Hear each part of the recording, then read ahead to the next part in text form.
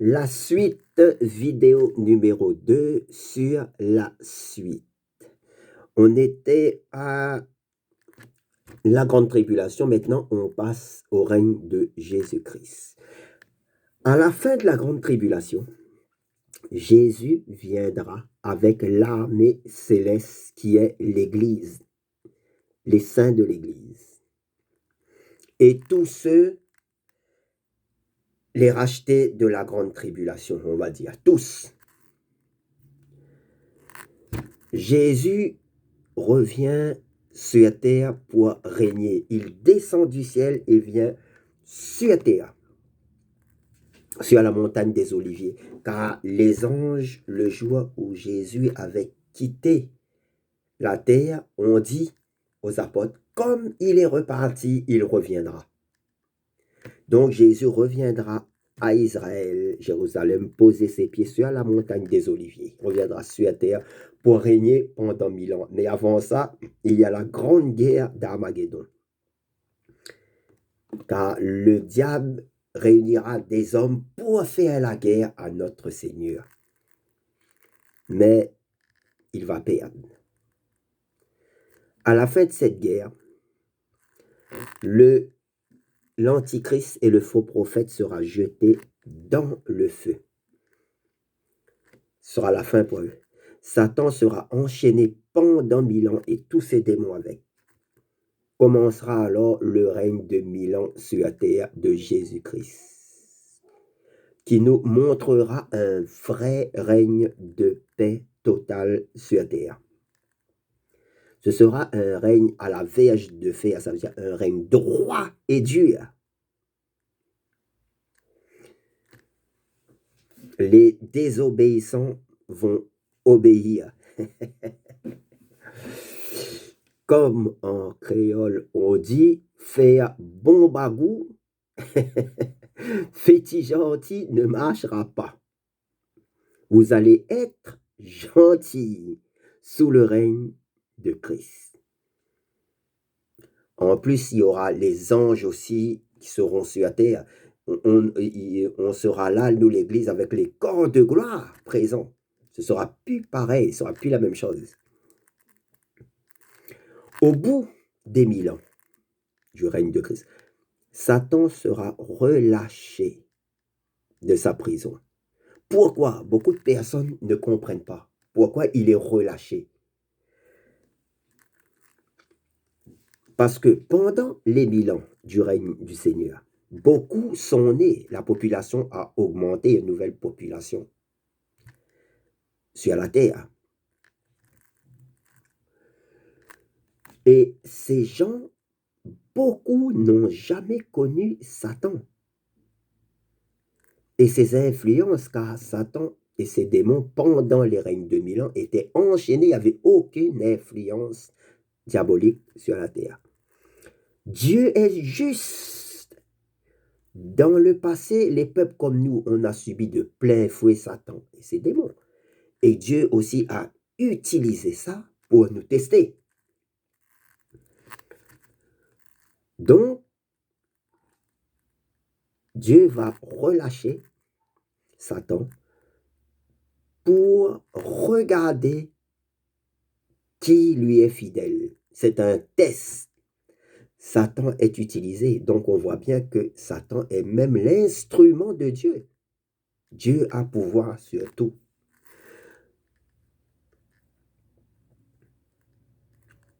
En fait, Dieu va l'utiliser pour séparer les bons, entre parenthèses, et les méchants. Dieu règne sur tout. Tout est sous sa main. Voilà pourquoi il le relâche. Ensuite, après ça, viendra le jugement dernier, le fameux jugement dernier, qui est le jugement du grand trône blanc. On appelle ça. Donc, on a vu qu'il y a deux résurrections, une pour la vie, une pour la mort. Tous ceux qui ont été ressuscités avant vont aller dans le royaume de Dieu. Par contre, tous ceux qui vont ressusciter devant le trône blanc, il dit, la mort et le séjour des morts rendirent leur mort. Ce sont tous ceux qui n'étaient pas en Jésus-Christ. Donc, tous ceux dont le nom ne fut pas inscrit dans le livre de vie seront jetés dans le feu éternel, ainsi que la mort et le séjour des morts. Ça veut dire que le séjour des morts n'existera plus et la mort n'existera plus. On appelle ça, dans les temps de feu, tout sera jeté dans le temps de feu, on appelle ça la seconde mort. C'est la mort spirituelle, coupée de Dieu.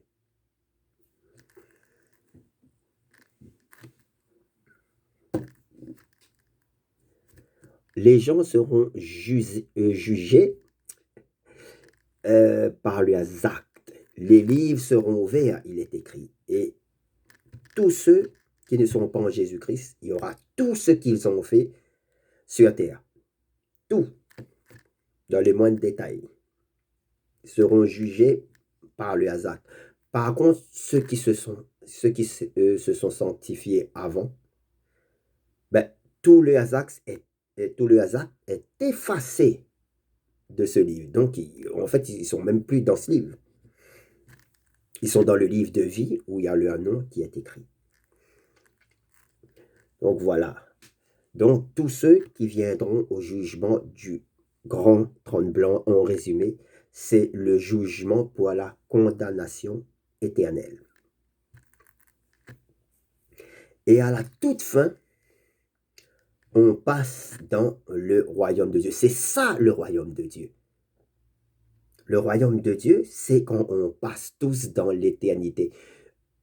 Un nouveau cieux, des nouveaux cieux, une nouvelle terre, c'est là, et la Jérusalem céleste, la ville sainte qui descend. Là, on passe dans l'éternité. C'est ça le royaume de Dieu dont on parle.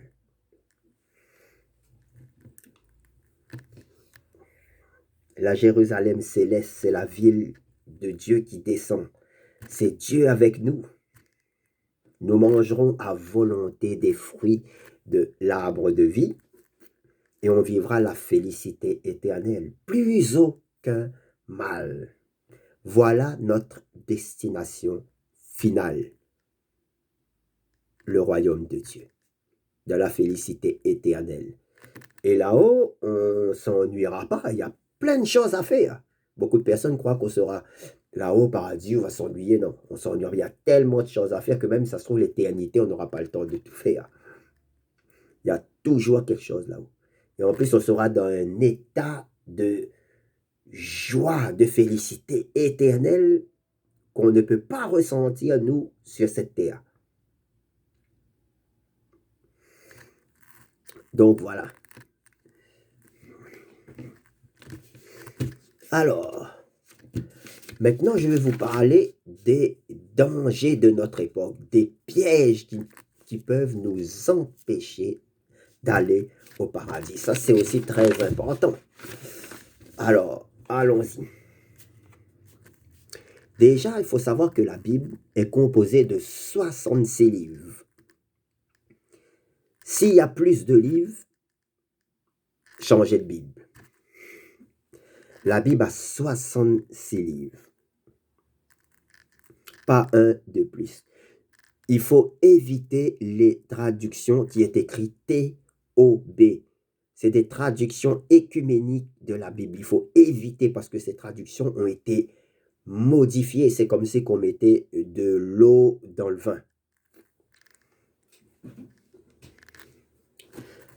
Ensuite, ça c'est pour avoir au moins une bonne traduction de la Bible. Par exemple, il y a Esprit et vie. La Bible Esprit et vie est une bonne traduction. Les 8 secondes, ça va, mais c'est pas encore la meilleure. Mais Esprit et vie, c'est une très bonne traduction. Ensuite, il y a les nouvelles religions du New Age, dont moi-même j'en faisais partie. Je croyais en Jésus-Christ, mais à côté, je croyais aussi en d'autres choses, les énergies, plein de choses qui maintenant, quand je regarde, n'étaient pas écrites dans la parole de Dieu.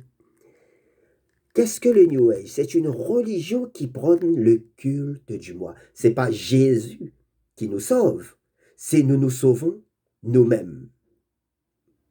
Et maintenant, moi je sais que c'est impossible, on ne peut pas se sauver nous-mêmes.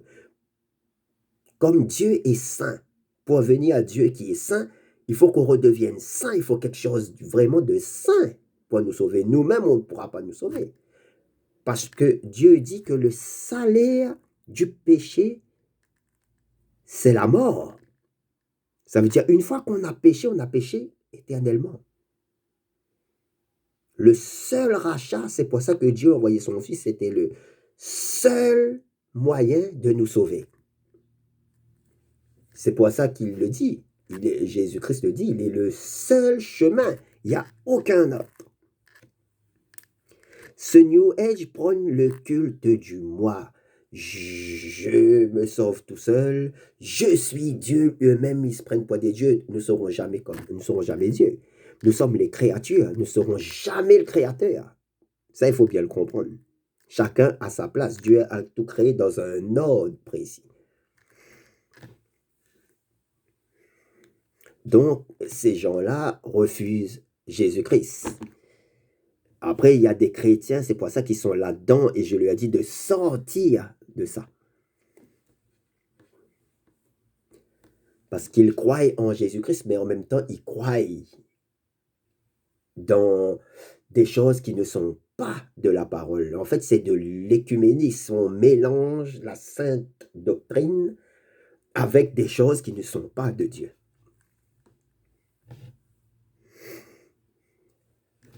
Et en général, ces choses du New Age viennent de la sagesse de l'homme. C'est l'homme qui a inventé tout ça. Et la Bible nous dit, maudit celui qui se confie en l'homme, qui prend la chair pour son appui et qui détourne son cœur de l'Éternel. Jean 17, 5. La Bible est claire. Ensuite, dans l'Église catholique romaine, il y a des erreurs. Par exemple, le culte des saints, des morts, des anges, des archanges. Il faut abandonner ça. Car même des chrétiens dans l'Église catholique, quand ils ont sont vraiment étudié la Bible, ils ont vu que c'était pas bon. Ils ont abandonné. On prie Jésus-Christ et Dieu seul, le culte des reliques, des rosaires, des statues, des idoles. C'est pas bon parce que dans la Bible, c'est de l'idolâtrie. Parce que quand vous priez ces statues, c'est pas Dieu que vous priez, c'est pas Dieu qui a derrière. Derrière, il y a Satan. Le diable qui se cache derrière ça, parce qu'il veut que vous priez des idoles, il ne veut pas que vous priez Dieu directement. Il se met au milieu. Par exemple, dans Exode 20, verset 4, tu ne feras pas de sculpture sacrée ni de représentation de ce qui est en haut dans le ciel. C'est clair. En bas sur la terre et dans l'eau, plus bas que la terre. Tu ne te prosterneras pas devant elles et tu ne les serviras pas, car moi, l'Éternel, ton Dieu, je suis un Dieu jaloux. Je punis la faute des pères sur les enfants jusqu'à la 3e et la 4e génération de ceux qui me détestent. Et j'agis avec bonté jusqu'à 1000 générations envers ceux qui m'aiment et qui respectent mes commandements, qui respectent mes commandements. Donc, Dieu est clair, tout ce qui est idole, c'est parce que même dans la parole, à un certain moment, il est dit, des idoles qui ne voient pas, qui n'entendent pas, qui ne parlent pas et qui n'ont aucune puissance. Donc voilà, tout ça, il faut abandonner. Les morts, même les prières aux morts, aux anges, par exemple, ceux qui prient les archanges et tout ça. Voyons dans Apocalypse 22, verset 8 à 9. Moi, Jean, j'ai entendu et vu ces choses. Après les avoir entendues et vues, je tombais aux pieds de l'ange qui me les montrait pour l'adorer. Mais il me dit, garde-toi bien de le faire. Je suis ton compagnon de service, celui de tes frères, les prophètes et de ceux qui gardent les paroles de ce livre. Adore Dieu. Les anges nous disent qu'on doit adorer Dieu, pas eux. Garde-toi de le faire parce que les anges sont comme nous. Nous sommes des compagnons de service au service de Dieu. On adore le Créateur, pas la créature. Et ça, c'est quelque chose qui est ancré dans l'Église catholique romaine. Pourtant, la Bible nous enseigne bien et est claire. Pas d'idolâtrie, pas de prière aux morts, pas de prière aux anges ou archanges. On prie Dieu et Jésus-Christ, qui est seul digne. Amen.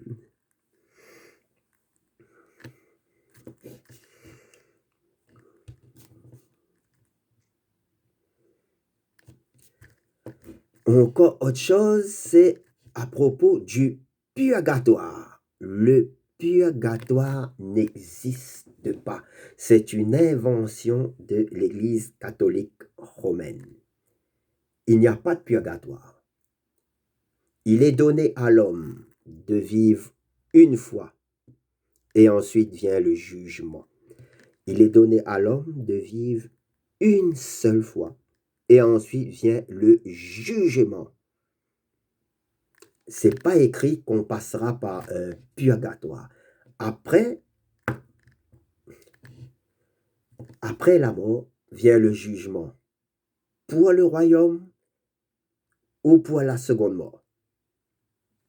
C'est clair. Donc, ça veut dire aussi que beaucoup de chrétiens croient en la réincarnation. Il n'y a pas de réincarnation. La réincarnation n'existe pas. C'est une fausse doctrine. Voilà. Un autre point, c'est le parler en langue que je vous avais dit quand vous recevez la puissance du Saint-Esprit. Beaucoup parlent en langue. Mais quand on parle en langue, par exemple, dans l'Église, ça doit servir à édifier. Ça veut dire qu'il faut avoir un interprète qui va traduire ce que vous dites pour que les gens comprennent. Parce que parler en langue dans une Église et que personne ne comprend ce que vous dites, ça édifie en rien l'Église. Ça, c'est dit par l'apôtre Paul dans le Nouveau Testament. L'apôtre Paul le dit bien, ça. Il explique bien. Donc voilà. Ça aussi, c'est un abus dans l'Église. Il y en a, ils font des batailles de parler en langue. C'est de l'hérésie. Non. On parle en langue tout seul qu'on prie Dieu pour s'édifier. Ou on parle en langue dans l'Église. En général, Dieu va nous donner, comme à la Pentecôte, les apôtres, ils l'ont eu. Ils sont parlés dans d'autres langues pour que les gens qui étaient là, parce qu'il y avait une fête ce jour-là, il y avait plusieurs peuples de plusieurs nations, ils les ont entendus parler leur langue. Ils disaient, mais comment ça se fait qu'ils réussissent à parler nos langues alors qu'ils ne sont pas du tout de notre peuple? C'était Dieu a montré sa gloire, il a fait exprès pour montrer sa gloire. Donc voilà, les abus du parler en langue, il faut faire très attention. Ensuite, on va voir des plus, comme je disais, à propos de la Bible, par exemple. On sait que la Bible est composée de 39 livres de l'Ancien Testament et 27 livres du Nouveau Testament ou de l'Alliance, Testament ou Alliance, qui fait en tout 66 livres. Ça, on l'avait vu.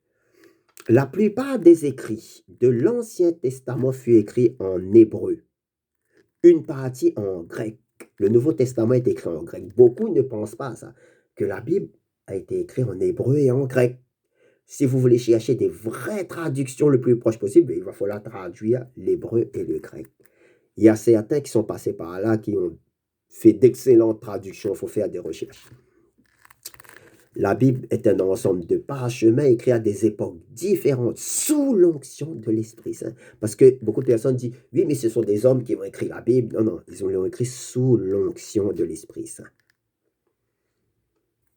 Mais dans une cohésion extraordinaire. Parce que certains, d'après ce qu'ils ont écrit, disent la même chose à des époques différentes. C'est extraordinaire. La cohésion est extraordinaire. C'est pour ça qu'on peut dire que derrière ce livre, il y a un seul auteur véritable et on sait tous qui c'est. Il est invisible. Il a orchestré cette merveille, c'est le Seigneur. Pourquoi la Bible est vraie? Récemment, j'ai fait l'étude du livre de Daniel, qui est un exemple. J'ai étudié l'histoire de l'Empire Médo-Perse. En fait, il y a un ange qui est apparu à Daniel, l'ange Gabriel, et il lui a dit tout ce qui allait se passer après. Aujourd'hui, tout ce que l'ange a dit est déjà passé. Donc, j'ai comparé l'histoire avec ce que la Bible disait. Et c'était parfaitement symétrique. Ça veut dire tout ce que la Bible avait raconté était parfaitement vrai. La Bible nous a raconté l'histoire médo-perse avec Israël au milieu des conflits des rois du Nord et des rois du Sud. Parfaitement. Et tout ça, ça a été dit avant que ça arrive il y a très longtemps. Et même plus tous les prophéties bibliques se sont accomplies. David a annoncé la venue de Jésus, il a dit des détails, tout s'est accompli. Donc, ça veut dire que tout ce qui n'est pas encore accompli, l'Apocalypse et tous les autres, ça va arriver. La Bible est vraie. Et ça, la prophétie de Daniel n'est qu'un exemple, même David était un exemple, il y a eu beaucoup de prophéties. En fait, l'histoire s'est passée exactement comme la Bible l'avait prédit.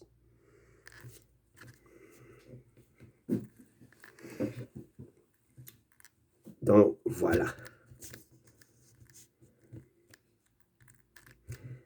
À propos de Jésus. Qui est Jésus? Essayons pareillement de faire court.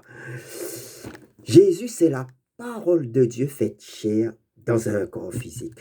Jean 1, de 1 à 5. Au commencement était la parole, et la parole était avec Dieu, et la parole était Dieu. Jésus est la parole de Dieu faite chair sur notre planète.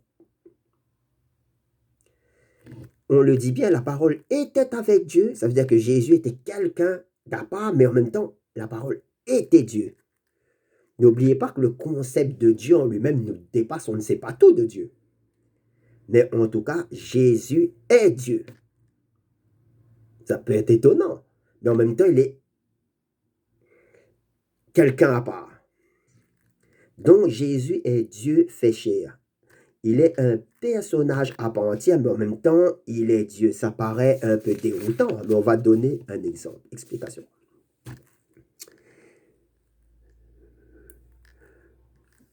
N'oublions pas que nous sommes dans des cerveaux limités. Il faut comprendre la parole de Dieu en esprit. Imaginons que Dieu est l'eau. L'eau est sous 3 états, liquide, vapeur et gazeux. Disons que Jésus-Christ est le liquide, que le Saint-Esprit est la vapeur et que le gazeux, c'est le Père Céleste. Voilà. Mais tout ça, ça reste l'eau. Voilà comment on peut voir les choses pour se donner une compréhension. Qu'il soit vapeur, liquide, gazeux, c'est toujours l'eau, c'est toujours l'eau. Voilà. Ce sont les 3 états qui représentent la Sainte Trinité, le Père, le Fils et le Saint-Esprit, qui est un. Comprenez? Voilà. Voilà une explication que j'ai trouvée au plus simple pour éclaircir tout ça. Donc, ça veut dire que Jésus, c'est le créateur de notre planète, car tout fut créé par la parole. Et tout est soutenu par la parole, toute la création. C'est lui qui a créé le sol qu'on marche dessus, les arbres, le vent, tout. On voit ça dans Jean 1, 1 à 5. À propos, maintenant passons au sacrifice de Jésus. Le but, c'était quoi? Le sacrifice de Jésus est quelque chose de bien plus grand que beaucoup de personnes peuvent croire. Le sacrifice de Jésus. Jésus s'est chargé de tous les péchés du monde, dans le passé et l'avenir, des maladies, de nos tristesses, de nos méchancetés. Il a annulé tous les magies noires, les œuvres sataniques, les possessions, les pactes diaboliques qu'on aurait pu faire, les meurtres, pour les abolir à celui qui accepte sincèrement dans son cœur qu'il est le Sauveur. Quel que soit le péché que la personne a fait, il sera pardonné en donnant sa vie à Jésus. Mais sincèrement, il n'y a nul péché qui peut ne pas être pardonné. Ça veut dire n'importe quel péché qu'on a fait, si on vient à Jésus-Christ, on se repent sincèrement, on est pardonné de tout. Car le prix a été payé à la croix. Voilà. Personne n'aurait pu supporter le poids et le fardeau de la croix qui est inimaginable. Il a pris tout sur lui.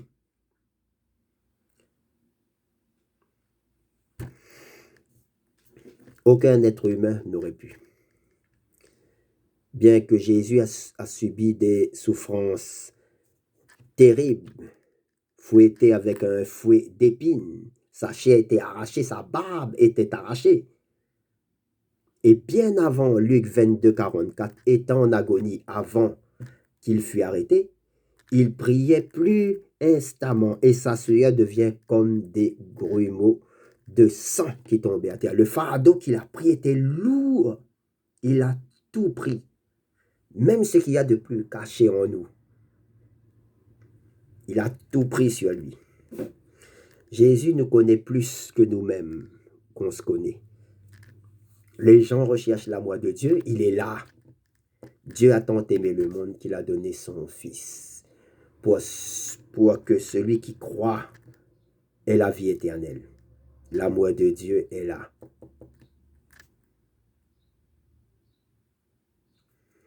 C'est pour ça que Jésus est le seul chemin qui mène au Père. Il est le seul digne. Quand Jésus est mort, toute la terre a tremblé. Le voile du temple s'est déchiré. Ça veut dire quoi? Ça veut dire, avant la mort de Jésus, personne n'avait accès au lieu très saint, accès à la présence du Père. Mais à la mort de Jésus-Christ, le voile s'est déchiré et tout le monde, maintenant, on a un accès libre au sein des saints d'aller au ciel devant le Père. Le sacrifice était énorme.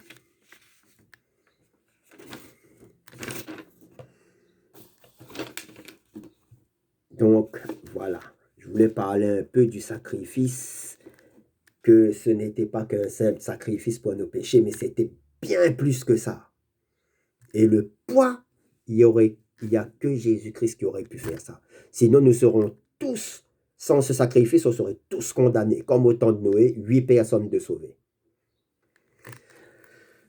Alors, finissons par l'enfer, un sujet très évité dans les églises, mais pourtant vrai. Beaucoup ne croient pas en l'enfer éternel. Ils disent que Dieu est amour, donc il ne peut pas être en colère tout le temps. Non, Dieu est amour, mais Dieu est juste. Il punit le péché. L'enfer existe réellement. L'histoire du pauvre et du riche de Lazare du riche de Lazare, je vous laisse le lire. C'est une bonne explication sur le séjour des morts. Qu'est-ce que ça nous apprend? Que c'est un endroit sombre, j'irai vite pour expliquer. Qu'il y a un feu qui ne s'éteint pas, qu'il n'y a aucune bénédiction, aucune création, c'est un lieu de tourment, où la soif n'est pas étanchée. C'est le lieu où on est, en résumé, définitivement séparé de Dieu, pour ceux qui n'ont pas cru en Jésus-Christ. Les gens nous disent souvent, c'est quoi le plus grand péché? Le plus grand péché, c'est refuser Jésus-Christ. Voilà le plus grand péché. Ce n'est pas le voler, tuer, non. Refuser Jésus-Christ. C'est le plus grand péché. Vous refusez le Fils du Père, c'est fini.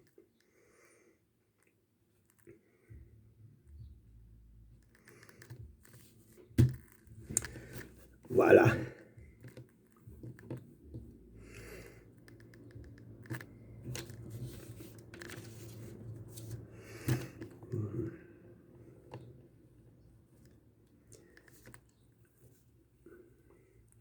Après, il y a aussi des personnes qui ne comprennent pas pourquoi nous, Dieu nous a sauvés, mais pas Satan et ses démons.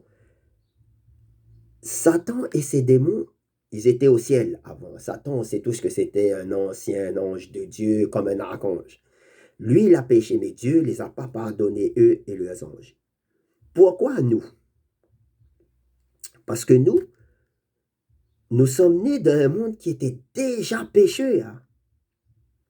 Je pense personnellement que Dieu a eu pitié de nous. Comme on est né, tu vois, on est arrivé, tu vois, le petit bébé, tout ça, et on est arrivé d'un monde qui était déjà dans le péché. Il a eu pitié de nous, je pense, et nous a envoyé son Fils. Encore là, ça nous montre l'amour du Père pour nous.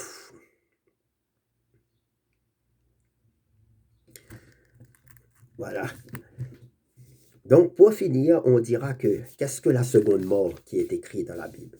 C'est un étang de feu où les pécheurs seront séparés de Dieu éternellement.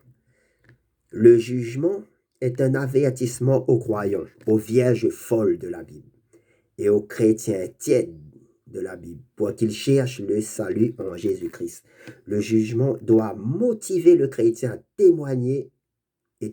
témoigner leur foi. Car il y a une grande différence entre la destinée des croyants et la destinée des incroyants. Ceci dit, je vous dirai comme les chrétiens des premiers temps. Maranatha, ça veut dire que Jésus revient. C'est là notre glorieuse espérance. Jésus revient. Nos cœurs doivent être fixés sur son retour. Tout tourne autour du retour de notre Seigneur et de son règne. Le livre saint se termine ainsi. Jésus nous dit, Apocalypse fin. Oui, je viens bientôt. Nous les croyants disons, viens Seigneur Jésus. Ça prouve que le livre saint se termine sur le retour. Tout tourne autour du retour du Christ. Gloire à notre Seigneur Yeshua. Jésus-Christ, notre Sauveur, qui nous mène au Père Céleste Tout-Puissant. À lui soit la gloire, la louange, la puissance, la domination, le règne, la sagesse, la richesse éternellement. Alléluia. Voilà, c'est la fin de ces 2 vidéos. Chrétiens, je vous salue et que Dieu vous bénisse. Alléluia.